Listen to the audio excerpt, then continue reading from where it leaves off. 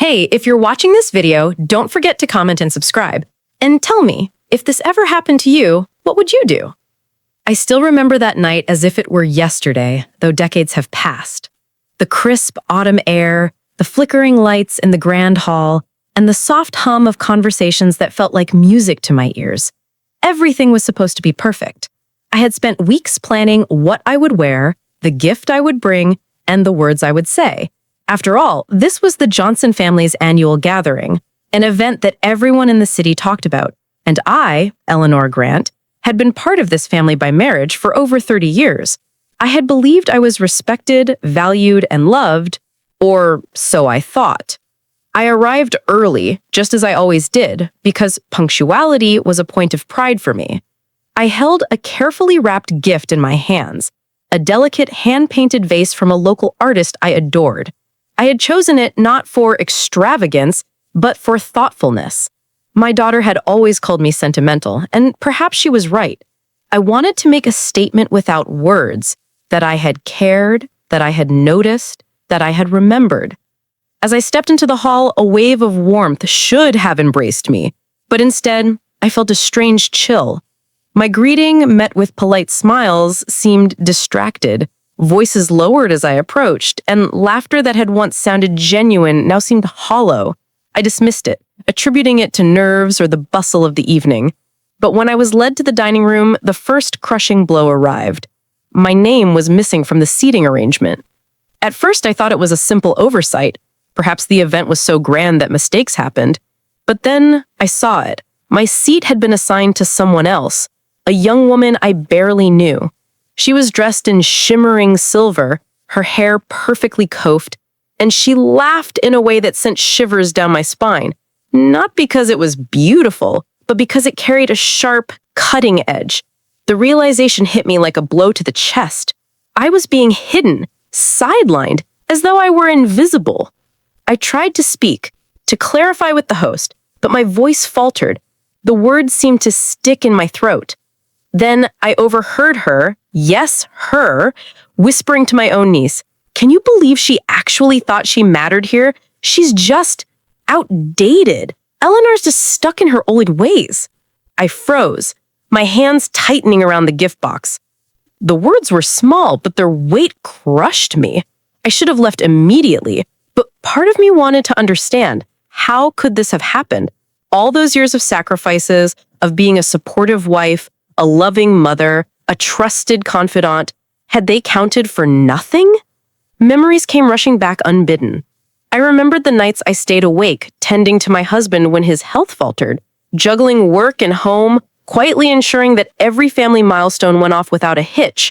I had attended countless events, often placing myself last so that others could shine. I had seen my daughter's achievements and quietly celebrated them, never once seeking credit, never once demanding recognition. And now, in this grand hall, I was treated as a relic, a mere shadow of what I had been. The young woman at my supposed seat laughed again, louder this time, as if mocking my very existence.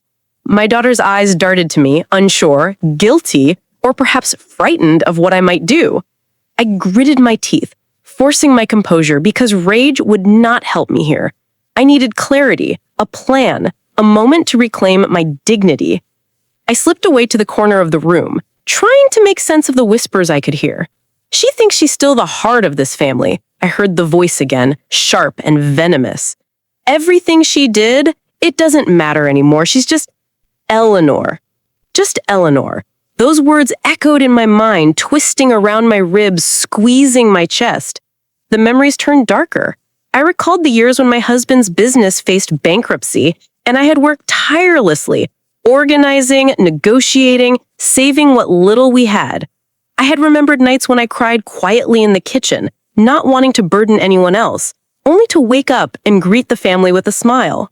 I had chosen loyalty over pride, dedication over self-interest, love over vengeance. And yet, here I was, humiliated in front of everyone, cast aside as though none of it had ever mattered. The air around me felt heavy.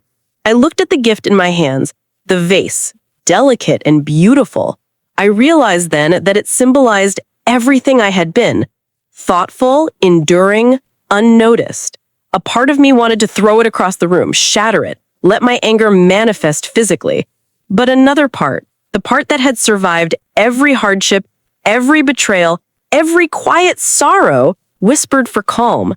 This was the moment to show them the Eleanor Grant they thought they had buried under years of servitude. I stood, my heart pounding, and walked towards the main hall again.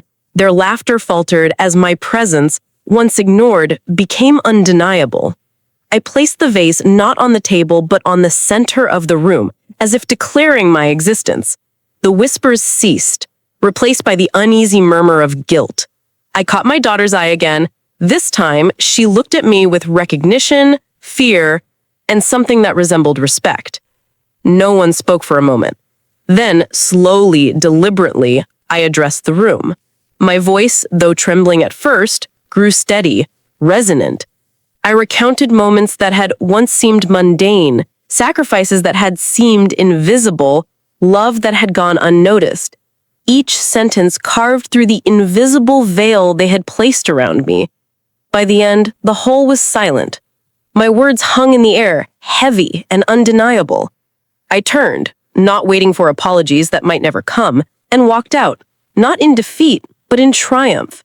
Outside, the cool night air wrapped around me like a cloak, and I finally let myself breathe. I had reclaimed something no betrayal could ever take: my dignity, my voice, and my truth. That night, as I drove home, the city lights blurred past me, but inside a clarity settled. I had been betrayed, yes, humiliated, yes, but I had also awakened. Their opinions, their cruelty, their disregard, none of it could erase who I was, the life I had lived, or the values I had upheld. And though the story was far from over, and justice in its perfect form was yet to come, I knew one thing with certainty: I would never again let anyone make me feel less than I was. The next morning, I woke to silence. Not the peaceful kind, but the kind that presses against your chest and makes your mind replay every humiliation of the night before. I couldn't shake it off. The laughter, the whispered cruelty, the pointed exclusion. Yet, somewhere inside me, a spark had ignited. It was small at first, like a fragile flame, but as I remembered every sacrifice, every moment of quiet endurance, it grew stronger. I spent the morning pacing the apartment, the gift vase from last night still sitting on the counter, untouched. I hadn't even unpacked it. Somehow it felt symbolic. I had brought it to give, to participate, to show love and thoughtfulness, and instead it had been ignored, dismissed. And yet, I hadn't shattered it, I hadn't thrown it. It remained intact, as if it understood that my dignity too must remain intact. By mid-morning, I made a decision. I would not call anyone, not yet. I would not apologize or explain myself. No, this was my moment to assert myself on my terms. I had been sidelined for too long, and though I had endured silently for decades, I realized now that endurance without voice was meaningless. I needed to confront this, not with anger, but with clarity and control. I arrived at the family estate later that afternoon, under the pretense of casual conversation.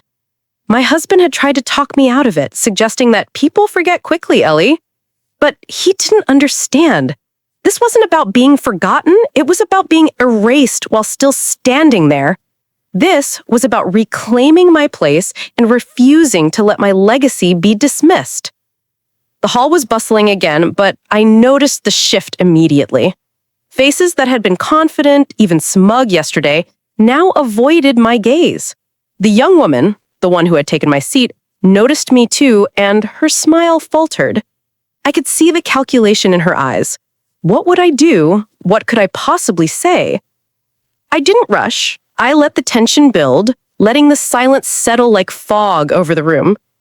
Then I walked slowly toward the grand staircase, letting everyone watch my movement, letting them feel the weight of their own guilt.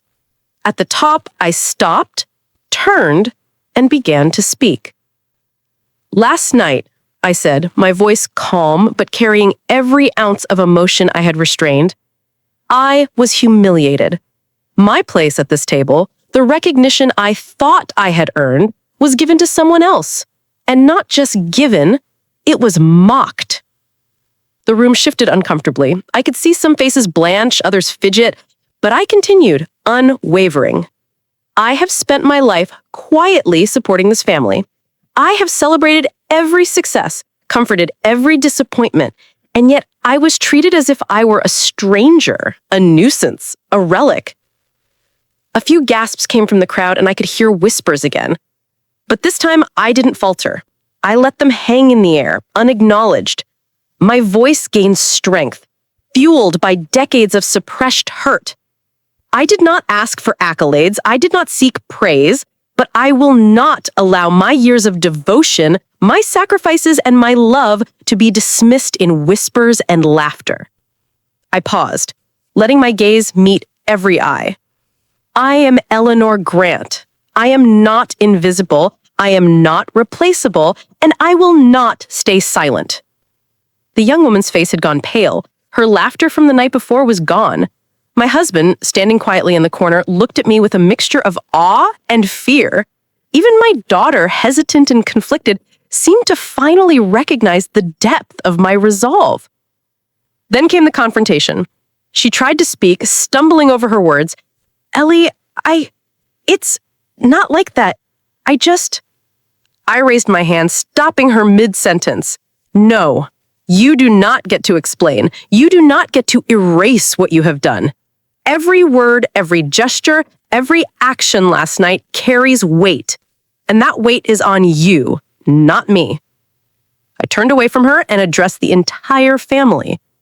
I hope you all understand what it means to treat someone with disregard, to mock, to dismiss.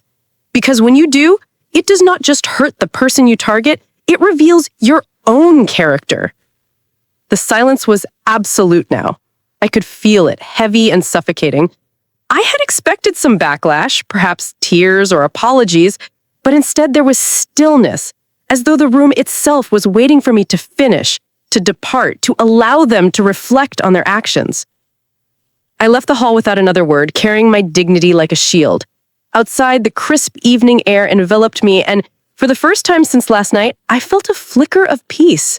I had confronted the betrayal directly, not with rage, but with the authority of truth and experience. And that, I realized, was more powerful than any argument, more enduring than any insult. The following days were strange. The young woman avoided me entirely, retreating into the shadows of the family gatherings. The relatives who had whispered and laughed began to treat me with cautious politeness, as if suddenly aware of the weight of their behavior. Even my husband seemed to carry a newfound respect, watching me with quiet admiration, perhaps realizing for the first time the extent of the strength I had always possessed. But the emotional aftermath was complicated. Memories resurfaced, not just of last night, but of decades of subtle betrayals, small moments of dismissal, times I had been overshadowed or underestimated. It was a bitter pill to swallow, but it also clarified my priorities. I would no longer allow myself to be a silent participant in my own erasure.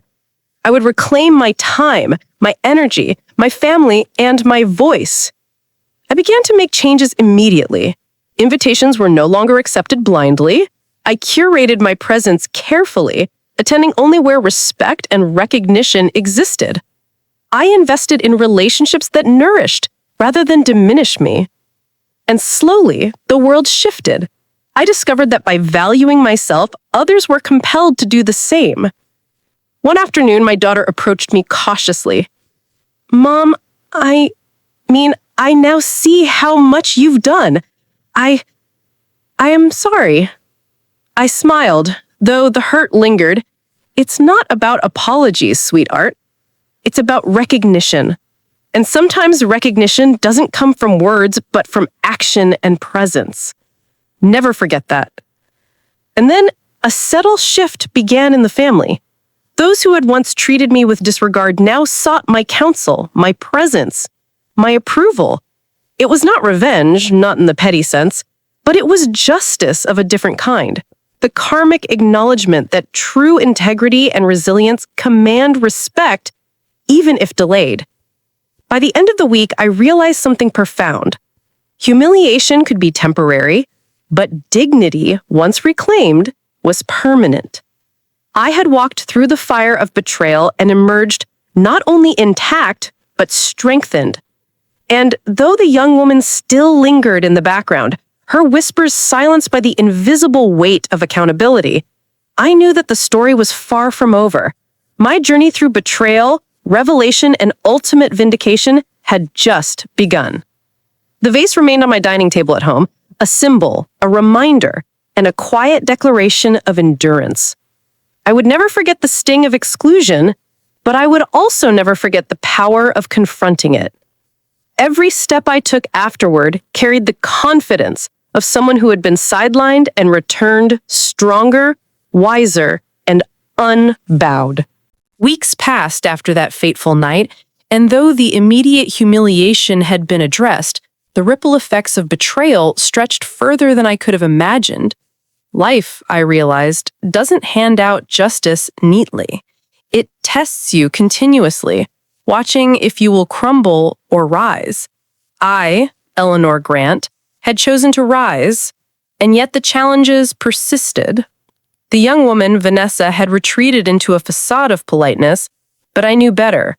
I had learned to read the subtleties of human behavior over decades. The way she avoided my gaze at gatherings, the tightness in her smile, the rehearsed civility. It all screamed one thing: fear. But fear of what? Of me? Of my presence? No. It was fear of exposure, the slow unveiling of truths she had worked to bury beneath charm and pretense. Meanwhile, the family dynamic shifted subtly but unmistakably. My husband, Michael, had always been a gentleman, patient and kind, but he tended to avoid conflict. Now, he looked at me with something new, a mixture of admiration and perhaps guilt. He had seen me walk out, confront the betrayal, and reclaim my voice. For decades, he had watched me endure quietly, never realizing fully the toll it had taken. Now he understood. My daughters, too, began to change. They were careful with words, thoughtful with gestures. Even my eldest, Clara, who had once mimicked the whispers of others, now stood silently by my side at events, observing and learning. It was as if the family itself had been recalibrated around me, not by my demand, but by the undeniable weight of my truth. Yet Vanessa's presence remained a thorn. She had not apologized, not in words, not in deeds. Her cruelty was masked by smiles, but I could feel it, sense it, and I knew it would not relent easily. I needed a plan, a way to assert boundaries without descending into petty conflict. I realized then that true power was subtle, measured, and deliberate. It was not enough to confront betrayal once. One had to navigate its aftershocks with wisdom. I began attending gatherings with a new purpose. I observed, listened, and chose my words with precision. Every gesture, every comment, every glance was calculated, not in malice, but in clarity. I refused to be dismissed again, and the family, knowingly or not, began to recognize this. Vanessa, in particular, seemed increasingly unsettled. I noticed it in her fidgeting hands, the tightness of her jaw, the forced laughter that never reached her eyes. One evening at a small family dinner, the tension reached its peak. Vanessa, attempting to assert dominance in conversation, made a thinly veiled insult, a cruel remark disguised as humor. The room fell silent, waiting for my reaction. For a moment, I felt the old surge of anger, the familiar sting of betrayal. But instead of reacting immediately, I paused, letting the weight of my silence hang heavy. Interesting perspective, Vanessa, though I wonder if you truly understand the history you're commenting on. Sometimes, the depth of effort behind someone's presence is invisible to those who only see the surface. Her face flushed crimson. I could see the frustration, the panic, the realization that her attempts to belittle me had failed. My husband, Michael, leaned slightly toward me, a silent gesture of support, and my daughters exchanged subtle nods. The balance had shifted, though subtly, and the room felt the change. Later that night, I reflected on the path I had walked. Betrayal, I realized, wasn't just a single event. It was a series of moments, a cumulative effect that could either break you or transform you. I had chosen transformation. I had chosen to navigate the treacherous waters of family politics with dignity, intelligence, and grace. And slowly, karmic balance was asserting itself in ways subtle but undeniable. Vanessa's actions became more desperate.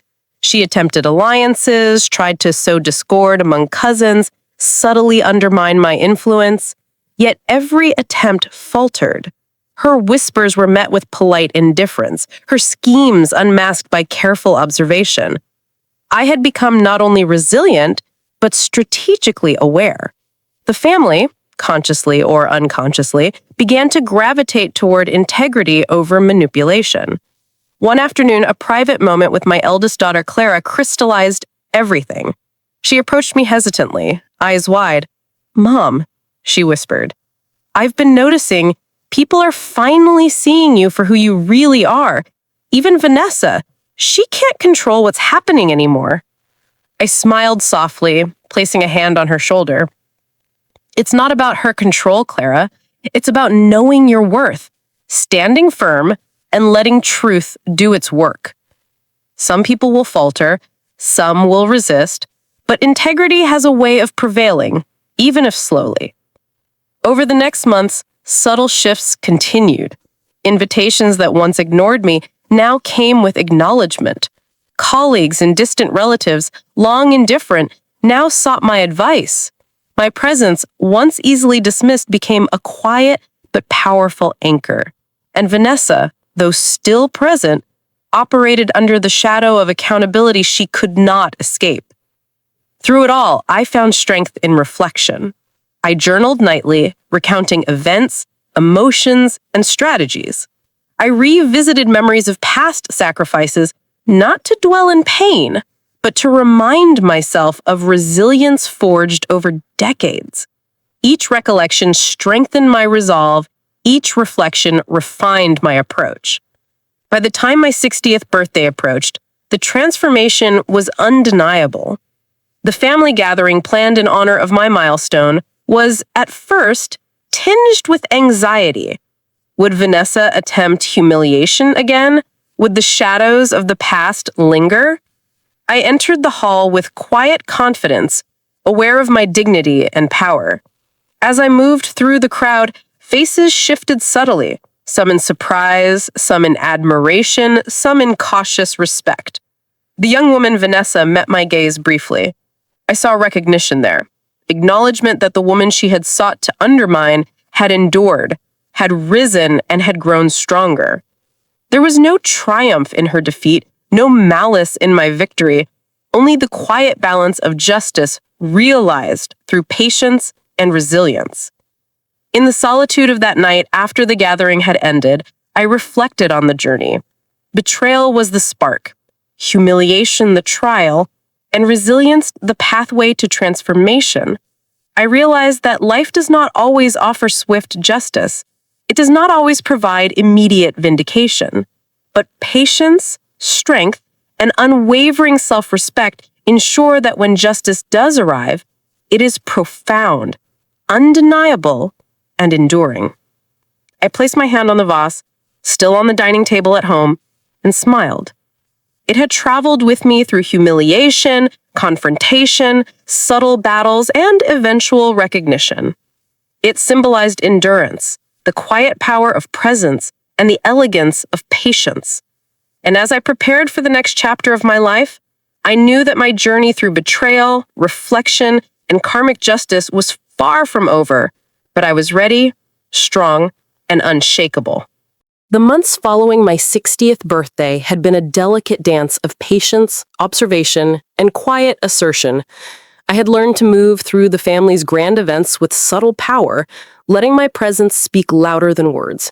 Yet nothing could have prepared me for what came next, a gathering that would mark the true turning point, the moment where betrayal met reckoning and the past collided with the present.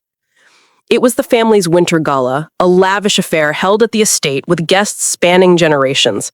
Vanessa was there, of course, radiant in a gown that shimmered under the chandelier lights, her every movement calculated to impress.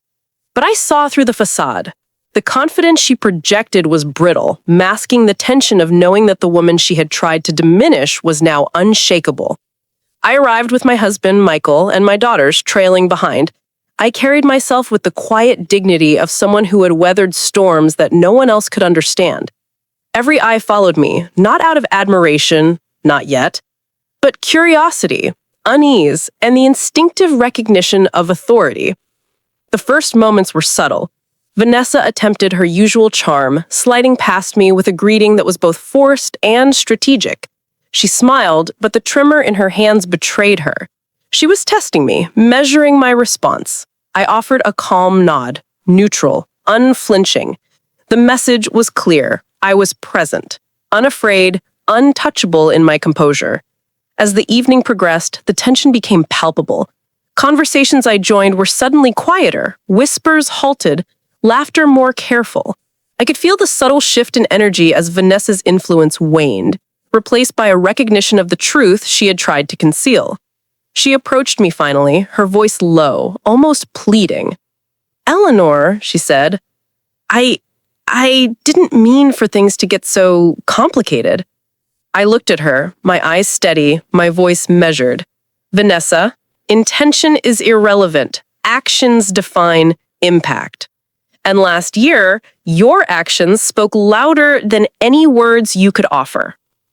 Her lips parted as if to respond, but no words came. I could see the recognition dawning, the realization that her schemes, her whispers, her attempts to undermine me had all failed. I allowed the silence to linger, giving her space to feel the weight of accountability without me having to force it. The room itself seemed to participate in the climax. Relatives who had once doubted, ignored, or even ridiculed me now watched with quiet acknowledgement. My daughters stood close, their subtle nods of support like pillars reinforcing my presence. Even my husband's hand on my arm, firm and protective, reminded me of the life we had built together, one of shared resilience, of enduring love and mutual respect. Then came the revelation that no one had anticipated. A distant cousin, who had remained neutral all these years, approached me with a folder of documents. Letters, photographs, and records detailing Vanessa's calculated attempts to manipulate family decisions, sabotage events, and subtly diminish my role. It was meticulous, undeniable evidence of betrayal, compiled over months and hidden carefully. I held the folder in my hands, feeling the weight of truth. This was more than vindication. It was a mirror reflecting the audacity of deception, laid bare for all to see. I looked up slowly, and the eyes of the room followed mine. "Everyone," I began, voice calm yet resonant. "I believe transparency is long overdue." I opened the folder, presenting the contents subtly, letting the evidence speak without embellishment. The room's atmosphere shifted immediately. Whispers turned to gasps, polite conversations faltered, and Vanessa's face lost all pretense. She had underestimated the endurance, intelligence, and strategy of the woman she had sought to erase. "This is not vengeance," I continued, "but clarity. The truth has its own gravity, and it cannot be ignored. Actions have consequences, and accountability cannot be escaped simply through charm or manipulation." The silence was profound. Vanessa's attempts at excuses were swallowed by the undeniable weight of evidence. I could feel the subtle tremor in her composure. The power she had wielded through deceit and charm was crumbling before her own eyes. The culmination of years of betrayal, humiliation, and patience reached its peak. I stepped forward, placing the folder on the central table. "Let this serve as a reminder. Respect, integrity, and truth endure. Dishonesty, cruelty, and manipulation eventually unravel no matter how carefully concealed." Vanessa's lips quivered, and for the first time I saw fear, not just of exposure, but of having to face the moral and social consequences of her choices. It was not a triumphant victory in the theatrical sense, but a quiet, undeniable assertion of karmic justice. The family's reaction was varied, yet unmistakable. Some avoided eye contact, ashamed of having participated in whispers or dismissive behaviors. Others looked at me with newfound respect, acknowledging the authority, resilience, and wisdom I had always carried. And through it all, I remained poised, composed, and dignified, a testament to decades of patience, sacrifice, and endurance. Later that evening, in the privacy of our home, I reflected on the unfolding events. Betrayal had tested me, humiliation had challenged me, and confrontation had empowered me. But it was the culmination of subtle strategies, resilience, and unwavering self-respect that had ensured the ultimate outcome: clarity, recognition, and justice. I found solace in the realization that power does not always roar. Sometimes it moves quietly, deliberately, and with precision. It is measured in actions, in the careful navigation of human dynamics, and in the unwavering commitment to one's own dignity. Vanessa's presence would linger, but her influence had ended. The family dynamics had shifted irrevocably. Recognition, respect, and accountability had been restored, not through anger or vindictiveness, but through the quiet, formidable strength of a woman who had endured, observed, and acted with integrity. As I placed my hand once more on the vase, the symbol of endurance and silent strength, I realized that this journey had transformed me. Betrayal, though painful, had been the catalyst for growth, clarity, and empowerment. And as I looked at my daughters, my husband, and the subtle acknowledgement in the eyes of distant relatives, I knew one thing: dignity, patience, and unwavering truth always command recognition, even if delayed. That night, as I prepared for rest, I felt a profound sense of peace. The climax had arrived, karma had balanced itself, and I had emerged not only victorious in the social sense, but also spiritually and emotionally unshakable. The story was approaching its final resolution, and I was ready to embrace it with open heart and unwavering grace. The weeks following the Winter Gala felt surreal, almost dreamlike. The atmosphere in the family gatherings had shifted entirely. No more whispers, no more hidden cruelty, no more subtle attempts to undermine me. Vanessa, once brimming with false confidence, now navigated interactions with caution, fully aware of her diminished influence.